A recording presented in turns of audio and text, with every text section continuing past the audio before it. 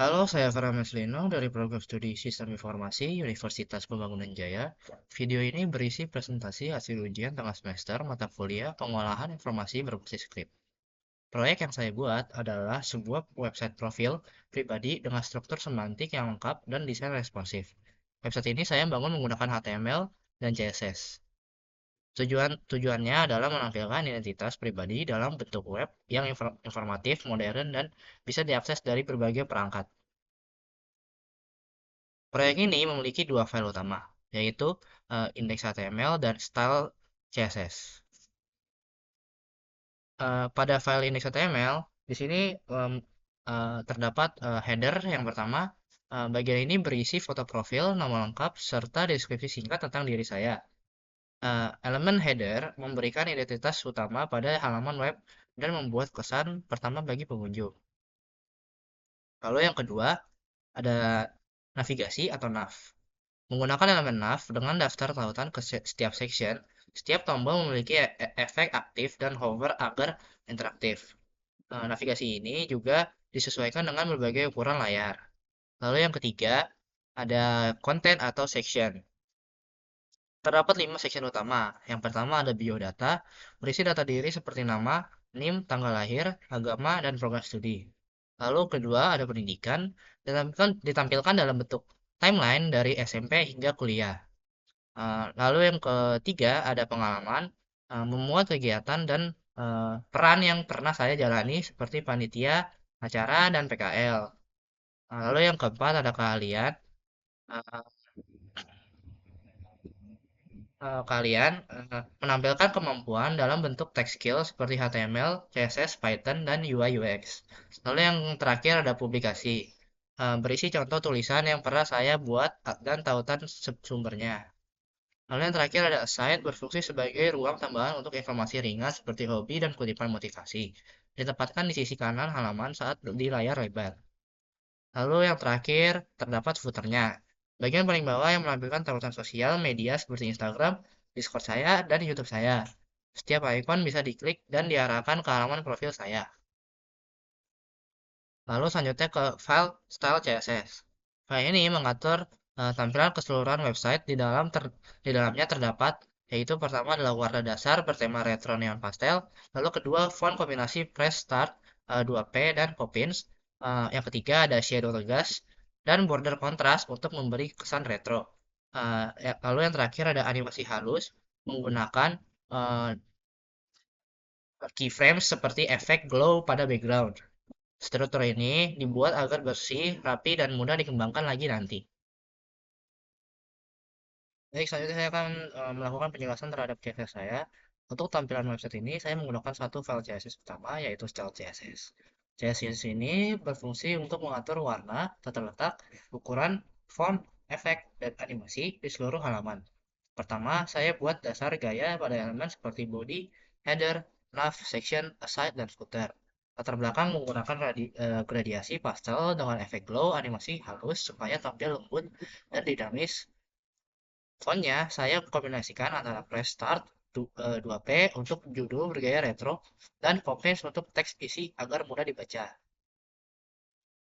Lalu saya juga menambahkan media query untuk mengatur tampilan eh, ukuran layar. Misalnya di tablet portrait navigasi otomatis berubah jadi satu baris horizontal dan di smartphone semuanya tersusun ke bawah secara vertikal. Selain itu, setiap tombol navigasi mempunyai efek hover dan aktif. Eh, Tombol naik sedikit dan berubah warna saat diklik membuatnya terasa interaktif.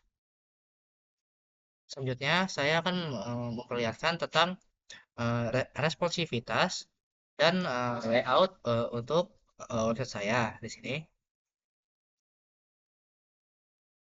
Oke, baik. Eh, Website ini dirancang 100% responsif dengan bantuan CSS Grid dan Flexbox. Struktur dasar grid diatur menjadi tiga kolom, yaitu kolom kiri adalah navigasi, di kolom tengah ada konten utama atau section, di kolom kanan ada terdapat aside. Saat ukuran layar berubah, layout otomatis menyesuaikan. Nah, contohnya seperti ini. Di sini merupakan tampilan untuk layout desktop. Lalu saya akan menunjukkan ke kalian layout untuk HP di sini. Layout untuk HP terdapat navigasi, lalu di bawahnya terdapat section, di bawahnya lagi terdapat header, di bawahnya lagi terdapat footer. Di sini navigasinya untuk HP dia merupakan baris gitu ya, biodata, pendidikan, pengalaman, kalian, publikasi. Sedangkan untuk bagian tablet atau iPad di sini navigasinya berubah menjadi kolom. Di sini biodata, lalu ke kanan, pendidikan, pengaturan.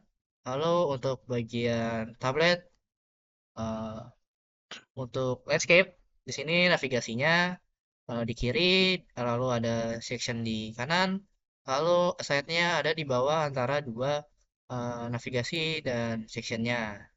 Di sini seperti itu.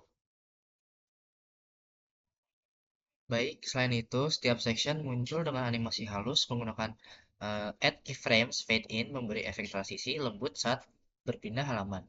Contohnya seperti ini. Sekarang saya di section biodata. Ketika saya ingin pindah ke section pendidikan, lihat terdapat animasi halus lewat keyframes tadi. Itu juga dengan pengalaman. Ya, di sini lalu ada keahlian. Di sini ada publikasi. Semuanya terdapat animasi yang sudah ditambahkan. Baik, selanjutnya saya akan menjelaskan langkah-langkah membuat repositori di GitHub dan sinkronisasi project. Yang pertama kita harus punya akun GitHub, masuk ke website GitHub dan login akun Anda. Lalu di sini kita bisa klik tombol new. Lalu di sini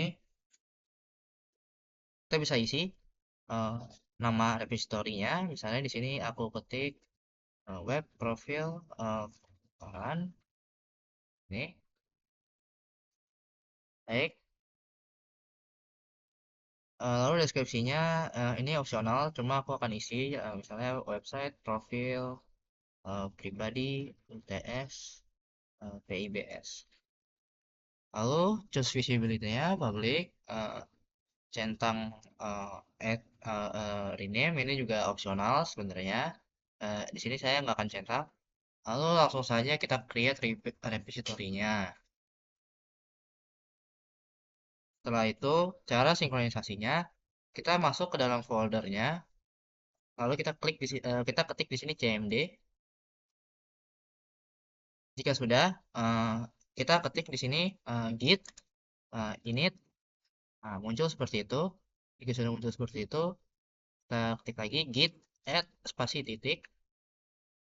Jika sudah, kita ketik git commit min m tanda kutip. Misalnya di sini kita tulis initial commit strip web profile Varan Marcelino tanda kutip. Kita enter on Brasman. Itu oke, ini sudah bagus tandanya. Lalu kita di sini ketik misalnya di sini kita git remote add origin. Lalu kita ketik di sini apa ya? eh, websitenya kita copy, kita paste, lalu kita titik git. Nah, di sini terdapat error remote origin already exist, itu tandanya aku sudah membuat origin sebelumnya karena aku sudah mencobanya, jadi akan muncul seperti itu. Jika kalian baru pertama kali, maka itu tidak akan muncul. Jadi ya, untuk sekarang kita lanjut saja. Selanjutnya kita ketik git branch min m spasi main. Lalu kita ketik git push min u origin main. Nah, di sini lihat down, down, down, down, semuanya down. Lalu kita cek lewat GitHub-nya. Di sini kita bisa refresh saja. Oke, baik.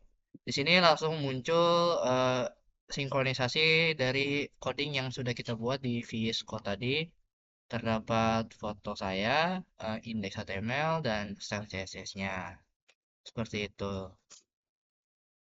Baik, untuk penutup dari proyek ini saya mempelajari yang pertama ada penggunaan elemen HTML5 semantik, lalu yang kedua penataan layout dengan grid dan flexbox, lalu yang ketiga penggunaan media query untuk desain responsif, lalu yang keempat penerapan animasi sederhana agar tampilan lebih hidup. Pembuatan website ini tidak hanya soal tampilan, tapi juga latihan dalam strukturisasi kode, pengaturan file yang proyek yang rapi, dan pemahaman logika antar elemen web. Website ini nantinya bisa dikembangkan lagi, misalnya dengan menambah mode gelap, form kontak, atau portofolio interaktif menggunakan JavaScript. Sekian video tes pengolahan informasi berbasis script saya. Terima kasih untuk perhatiannya dan terima kasih kepada Bapak Auguri L. Rayep atas bimbingannya selama perkuliahan. Saya Farhan Marcelino, sampai jumpa di proyek berikutnya.